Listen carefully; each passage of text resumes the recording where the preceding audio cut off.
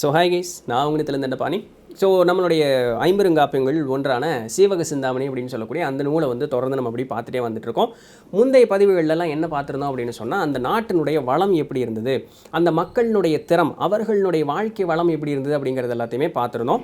அந்த நாட்டினுடைய சிறுவர்கள்லேருந்து பெரியவங்க, ஆண் எப்படி இருந்தாங்க, பெண் எப்படி இருந்தாங்க, அவர்களுடைய அன்றாட வாழ்க்கை, சராசரி வாழ்க்கை எப்படி இருந்தது, எந்த அளவுக்கு கொடை உள்ளம் கொண்டவர்களாக அவர்கள் இருந்தார்கள், தெருக்கள் எப்படி இருந்தது, தெருக்களில் யார் என்ன வேலை செஞ்சுட்டு இருந்திருந்தா, அந்த அங்காடி தெருக்கள் வந்து எப்படி இருந்தது, கோயில்கள் எப்படி இருந்தது அப்படிங்கிறதெல்லாம் பார்த்துருந்தோம். அகழி எப்படி இருந்தது, கோட்டையினுடைய மதில் சுவர் எப்படி இருந்தது, அதில் காவல் காத்திருந்த அந்த வீரர்களுடைய திறம் எப்படி, கோட்டை எப்படி, கோட்டைக்குள்ள அந்த செல்வ வளம் எப்படி, அதுக்குள்ளே வாழ்ந்திருந்த மக்கள் எப்படி, அதை ஆண்டிருந்த சச்சந்தனாகிய மன்னன் எப்படி, அவர்களுடைய பலமும் வீரமும் திறனும் அறிவும் எப்படிங்கிறது எல்லாத்தையுமே வெகு விளக்கமாக நம்ம வந்து பார்த்துருந்தோம். அப்படிப்பட்ட அந்த சச்சந்தன் அப்படின்னு சொல்லக்கூடிய அந்த அரசர் தனக்கு மனையாளாக வர வேண்டும் அப்படின்னு விருப்பப்பட்ட விசையை அப்படின்னு சொல்லக்கூடிய அந்த இளவரசியினுடைய அழகு எப்படி இருந்தது, அவள் வாழ்ந்த அந்த நாட்டினுடைய வளம் எப்படி, அவர்களுடைய உடன் இருந்தவங்க அவங்க அம்மா எப்படி, யார் எப்படிங்கிறது எல்லாத்தையும் இன்னும் டீட்டெயில்டாக பார்த்துருந்தோம். அப்படி அந்த சச்சந்தனாகிய அந்த ராஜா அந்த விசை அப்படின்னு சொல்லக்கூடிய இளவரசியை மணக்கிறதுக்கு ஒரு கோரிக்கை விடுக்கிறார். அந்த கோரிக்கையை ஏற்று இவர் திறமானவர் தான் தெரிஞ்சு அந்த விசையினுடைய தாயும் தகப்பனும் விசையை இவருக்கு திருமணம் செய்து வைக்கிறார்கள். அப்போ சச்சந்தன் ராஜாவும் விசையான இளவரசியும் அரசரும் அரசியாக தங்களுடைய வாழ்க்கையை தொடங்குகிறார்கள். இதெல்லாம் நேற்றைய பதிவு வரைக்கும் நம்ம பார்த்துருந்தோம். ஸோ இன்றைக்கி வந்து அப்படியே தொடர்ந்து வர ஆரம்பிக்குது. நேற்று வரைக்கும் பார்த்த எல்லா செய்திகளுமே பார்த்துருந்தோம்னா ஒரே குண்டுமணி அளவுக்கு கூட அதில் ஒரு சோகமான ஒரு விஷயம் அப்படிங்கிறது வரல. அப்போது ஒரு கதை வந்து சுவாரஸ்யம் போகிறதுக்கு, அந்த கதை பிடிக்கணும், ஹீரோ என்ட்ரி கொடுக்கணும் அப்படின்னு சொன்னால் ஒரு சின்ன டைட்டில் கார்டு போடுறதுக்கு ஒரு சின்ன பிரச்சனை அப்படிங்கிறது ஒன்று வரணும். ஆரம்பிக்குது. ஸோ இன்னையிலேருந்து அப்படி அந்த அது வந்து ஆரம்பிக்கும். சரிங்களா? சரி, திருமணம் செய்து வைந்த இளம் தம்பதியர்கள் எப்படி இருப்பாங்க? ஆப்வியஸ்லி அதே தான் இங்கேயும் நடக்குதுன்னு பாருங்களேன். ஸோ சச்சந்தன் மிகுந்த பலம் வாய்ந்த ராஜா, விசையை இன்னொரு ஈக்குவலே வைக்க முடியாது அப்படின்னு சொல்லக்கூடிய அளவுக்கு அழகான ஒரு பொண்ணு. ஸோ ஆப்வியஸ்லி அவங்க ரெண்டு பேரும் எவ்வளோ சந்தோஷமாக இருந்திருப்பாங்கங்கிறது தெரியும். அதுக்குண்டான டீட்டெயில்டு எக்ஸ்ப்ளனேஷன் அதை எழுதியிருக்காங்க. ஸோ அது வேண்டாம், அவங்க ரெண்டு பேரும் சந்தோஷமாக இருந்தாங்க, அது வரைக்கும் சந்தோஷம். ஸோ அப்படி வந்து அவர்களுடைய காலம் அப்படிங்கிறது கழியுது. ஒரு நாள் சச்சந்த மகாராஜா என்ன பண்ணுறாருனா, தன்னுடைய அமைச்சரவை குழுவிலிருந்து தனக்கு ரொம்ப நெருக்கமான ஒரு அமைச்சரான கட்டியங்காரன் அப்படின்னு சொல்லக்கூடிய அந்த அமைச்சரை அழைக்கிறார். அழைச்சது மட்டும் இல்லாமல் முரசு கொட்டி பறையடித்து அவருக்கு விழா எடுத்து பரிசில் நிறைய கொடுத்து அவரை வந்து மகிழ்விச்சு தன்கிட்ட தனியாக கூப்பிட்டு ஒரு செய்தி சொல்கிறார். என்ன அப்படின்னு சொன்னால், ஓய்வில்லாத குதிரை படை வரிசைகள் உடைய அறிஞ்சயன் குலத்தில் பிறந்த என்னுடைய மனையாளான விசையை, அவளை விட்டு என்னால் பிரிஞ்சு வர முடியல. ஸோ அவள் கூட இருக்கக்கூடிய அந்த ஒரு சுகத்தை விட்டு என்னால் வெளியே வர முடியல. அந்த ஒரு காரணத்தினால என்னால் இந்த அரசாட்சி அப்படிங்கிறத நடத்த முடியல. புரியுதா? அரசன் கடமை தவறார், இங்கே தான் பிரச்சனை ஆரம்பிக்குது. அப்போது என்னால் அந்த மனையாளை விட்டு வெளியே வர முடியல. அதனால் என்ன பண்ணுறேன் அப்படின்னு சொன்னால், எனக்கு பதிலாக இந்த நாட்டினுடைய அரச பதவியை நீ எடுத்துக்கிட்டு இந்த ஒரு நல்லாட்சி பண்ணி இந்த நாட்டை வந்து இன்னும் சீரும் சிறப்புமாக வளமாக நீ வச்சு காப்பாற்று அப்படின்னோடனே, கட்டியங்காரன் அப்படின்னு சொல்லக்கூடிய அந்த அமைச்சர் என்ன பண்ணுறாருன்னா அரசருடைய காலிலே விழுந்துடுறார்.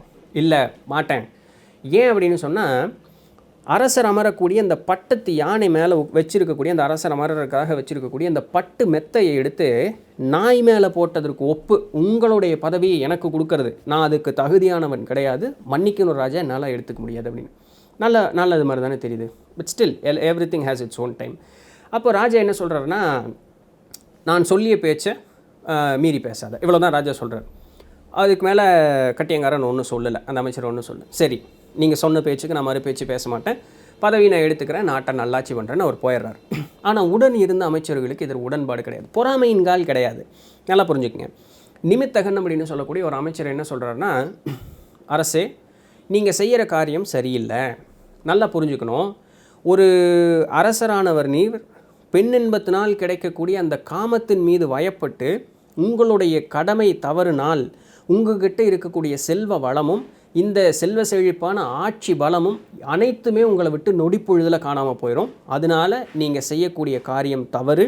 இந்த காம இன்பத்து மேலே கொஞ்சம் ஈடுபாட்டை குறைச்சிட்டு உங்களுடைய கடமையான அரச பதவியில் வந்து எடுத்துக்கிட்டு அதில் உண்டான கவனத்தை செலுத்தி அதை செய்ய ஆரம்பிங்க அப்படின்னு சொல்லணுன்னு அரசர் என்ன சொல்கிறார், கட்டியங்காரனை பற்றி யாரும் என்கிட்ட எதுவும் பேசணும் அப்படின்னு சொல்லக்கூடிய அவசியம் கிடையாது.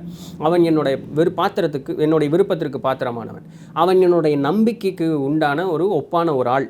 நான் வந்து எனக்கு என்னென்னலாம் பிரச்சனைகளும் குழப்பங்களும் இருந்த காலத்துலலாம் கட்டியங்காரன் என் கூட இருந்திருக்கான். எனக்கு நல்ல ஆலோசனைகளும் நல்ல ஒரு வழிகாட்டுதலாக இருந்திருக்கான். போர் முறைகள் பார்க்கும் பொழுது எனக்கு முன்னாக போய் போர் செஞ்சு பல எதிரிகளை வந்து வீழ்த்தி எனக்கும் இந்த நாட்டுக்கும் பேரும் புகழையும் ஈட்டி தந்திருக்கான். அப்படிப்பட்ட இந்த கட்டியங்காரனுக்கு உரித்தான மரியாதையை நான் செஞ்சிட்டேன். இப்போ அவனுக்கு அந்த மரியாதையை வச்சுட்டு கட்டியங்காரன் எனக்கு திருப்பி அதை எப்படி செய்யணும்னு அவன் விருப்பப்படுறானோ அதை அவன் செஞ்சுட்டு போட்டான். அதை பற்றி எனக்கு எந்த கவலையும் கிடையாது. இதை பற்றி யாரும் என்கிட்ட பேசிட்டு வரக்கூடாது, அவங்க வேலையை பார்த்துட்டு போங்க அப்படின்றார். பளிச்சுன்னு மூஞ்சில் அடிச்ச மாதிரி சொல்லிடுறார். நல்லா புரிஞ்சுங்க, நேர்மையான ஒரு வேலைக்காரர் கிடைக்கிறது ரொம்ப கஷ்டங்க. அது காலங்காலத்துக்கும் அது ரொம்ப கஷ்டம். இந்த அரசருக்கு அப்படிப்பட்ட ஆட்களும் உண்டு.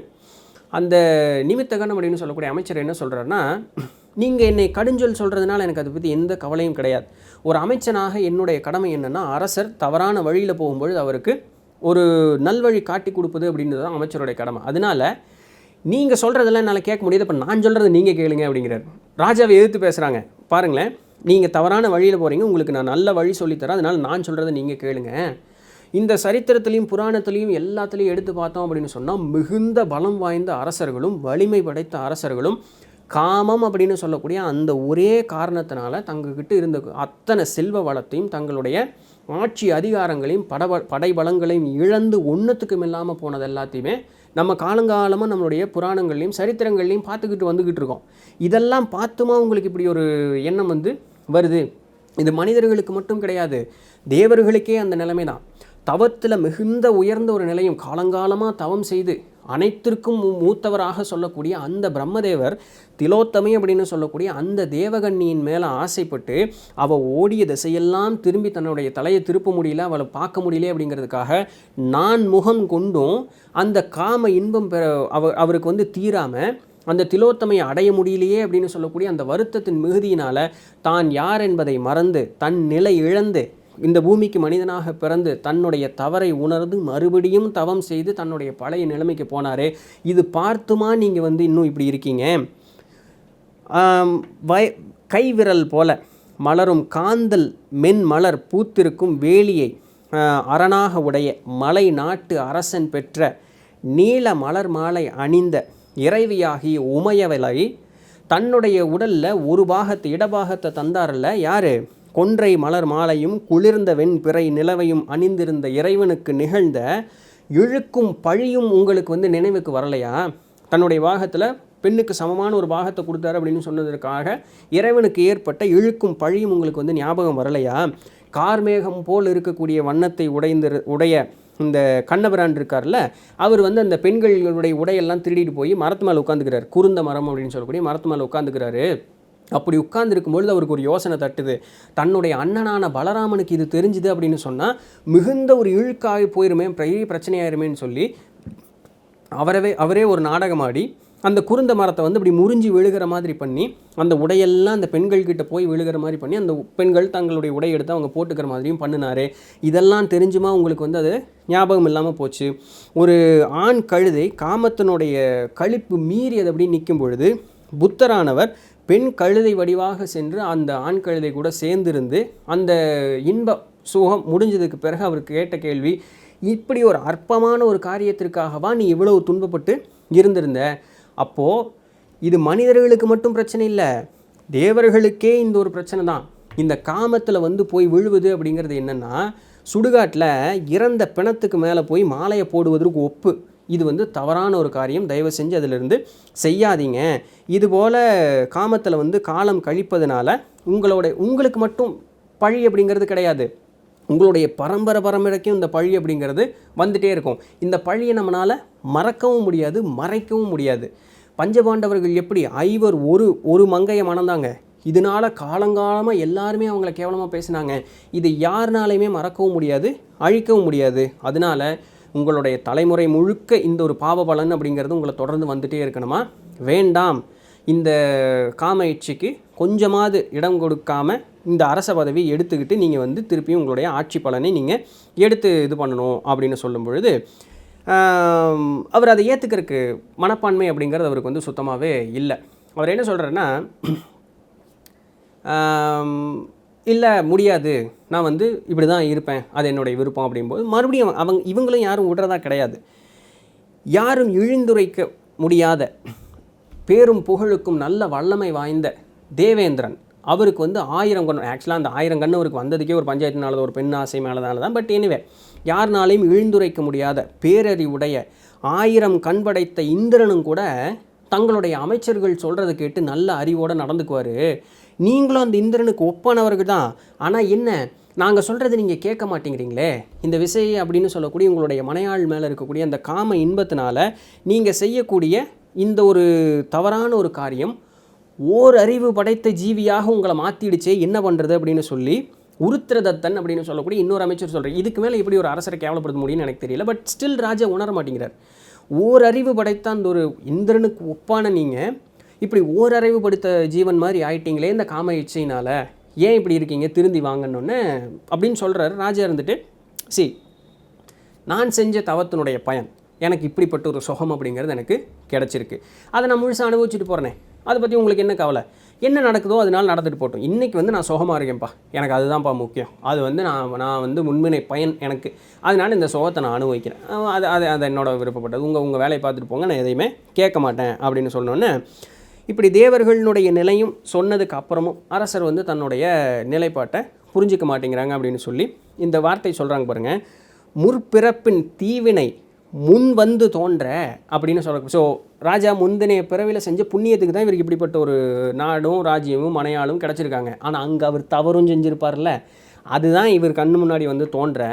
இவருடைய நல்ல அறிவெல்லாத்தையும் முழுக்க மலங்கடிக்கும் பொழுது அந்த பெண்ணினுடைய உடல் அழகில் இன்பத்தில் திளைத்தவர் நிற்கும் பொழுது கடைசியில் மந்திரிமார்கள் சொல்கிறாங்க, சரி உங்களுடைய முன்வினை பயன்தான், நீங்கள் வந்து எங்களை கடுஞ்சொல் சொல்கிறீங்க தான், எங்களுக்கு அதை பற்றி எந்த விதமான கவலையும் கிடையாது, நீங்கள் வந்து மிகுந்த சுகத்தோடு உங்களுடைய இந்த வார்த்தைகள்லாம் இருக்குது, அழகிய மார்புடைய உங்களுடைய அந்த மனையாள் கூட சந்தோஷமாக எவ்வளவு முடியுமோ அவ்வளோ சந்தோஷமாக தாராளமாக இருங்க, நாங்கள் எங்களுடைய கடமை என்ன, உங்களுக்கு நல்ல ஒரு வழிகாட்டுதல் செஞ்சு சொல்கிறதும் அதுக்குண்டான ஒரு நிலைப்பாடோடு இருக்கிறது அப்படிங்கிறது தான், அதை நாங்கள் செஞ்சோம், கேட்குறதும் கேட்காததும் உங்களுடைய விருப்பம், நீங்கள் தாராளமாக சுகமாக நீங்கள் இருக்கலாம், உங்களுக்கு ஏதாவது துன்பம் வரும் கால் எங்களுடைய உயிர் கொடுத்தாவது நாங்கள் உங்களை காப்பாற்றுவோம், எங்களுடைய கடமையை நாங்கள் செய்கிறோம் அப்படின்னு சொல்லிவிட்டு அவங்க வந்து போயிடுறாங்க.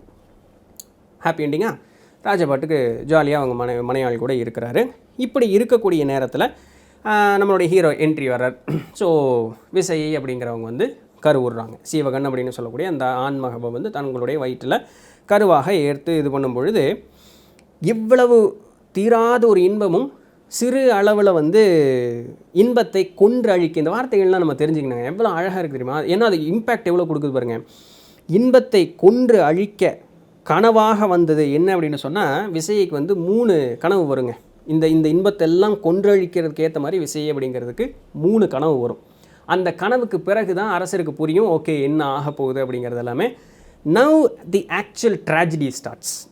நல்லா புரிஞ்சுங்க, இத்தனை அழகு கொண்ட ஒரு பெண், அவளுக்கு ஒப்பே இல்லைன்னு சொல்ல இருக்கக்கூடிய அழகு கொண்ட பெண், இந்த ஒரு அரசனுக்கு மீறி இன்னொரு ஈக்குவலே இல்லைன்னு சொல்லக்கூடிய வல்லமை வாய்ந்த ஒரு அரசர், இந்திரனுக்கு ஒப்பாக சொல்லக்கூடிய ஒரு அரசர், அரசருக்கும் ஆயுசு நீளம் கிடையாது, அந்த பெண்ணினுடைய அழகும் அதற்கு மேலே பயன்படுறது கிடையாது. ஒரே ஒரு விஷயம், ஒரே சின்ன தப்பு, இவங்க 2 பேரும் அந்த காமத்தில் இருந்து தங்களுடைய கடமை தவறிய ஒரு காரணத்தினால, மனையாளானவள் கணவர்கிட்ட இது செய்கிறது தவறு, நீங்கள் அங்கே போங்கன்னு சொல்லியிருந்திருக்கணும். அரசரானவர் என்னுடைய கடமை அது, இதுவும் எனக்கு ஒரு கடமையாக செஞ்சு ஸோ இதை பேலன்ஸ் பண்ணியிருந்திருக்கணும், ஒர்க் லைஃப் பேலன்ஸ் இருந்திருந்திருக்கணும். இந்த கடமை தவறிய ஒரு காரணத்தினால இன்னும் என்ன நல்லா நடக்குதுன்னு பாருங்கள். ஒரே ஒரு விஷயம், காமமான அந்த ஒரே ஒரு காரணத்தினால இனி என்ன நல்லா நடக்க போகுது அப்படின்னு பாருங்களேன். ஸோ அந்த விசையை கண்ட கனவு என்ன அப்படிங்கிறத பற்றியும் அதற்கு தொடர்ந்து என்னென்னலாம் நடக்குது அப்படிங்கிறத பற்றியும் நாளையிலேருந்து தொடர்ந்து அப்படி பார்த்துட்டே வரலாம். ஸோ இதுதான் இன்றைக்கு உண்டான செய்தி. பிடிச்சிருந்துருக்கும், இதுக்குண்டான ஆக்சுவல் மெசேஜ் அந்த லெசனை வந்து எடுத்துருந்துருப்பீங்க அப்படின்னு நம்புகிறேன். நாளை சந்திப்போம், அது வரையும் தொடர்ந்து நிதிருங்கள். நான் அவங்க திறந்துருப்பேன். நன்றி.